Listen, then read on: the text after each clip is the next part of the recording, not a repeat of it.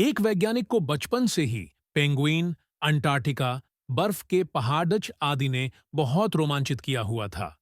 उसने उनके बारे में बहुत पढ़ा, उनके बहुत सारे चलचित्र आदि देखे कि उसे अंटार्कटिका अपने घर जैसा याद हो गया था। अब वह बायोकेमिस्ट्री में सर्वोच्च उपाधि प्राप्त कर श्रेष्ठ वैज्ञानिकों में अपनी जगह बना चुका था।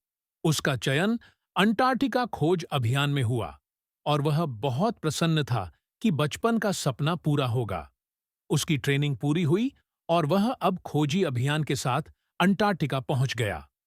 जैसे ही उसने वहां कदम रखा, अब उसे अंटार्कटिका का प्रकट ज्ञान होना प्रारंभ हुआ कि 40 डिग्री क्या होता है, ठंडी हवा क्या होती है, बर्फ के पहाड़ क्या होते हैं।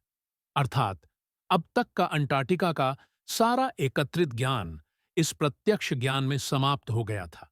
प्रत्यक्ष ज्ञान प्राप्ति को ही ज्ञान यज्ञ कहा गया है।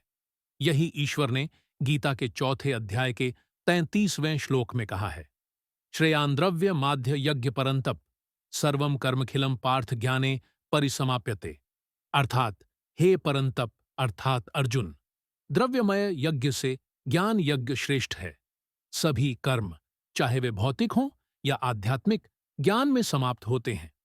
ज्ञान में समाप्त होने का अर्थ है जब ईश्वर का ज्ञान हो जाता है तो सभी तरह की माया व अर्जित ज्ञान व आत्मज्ञान आदि के ज्ञान का महत्व नहीं रहता।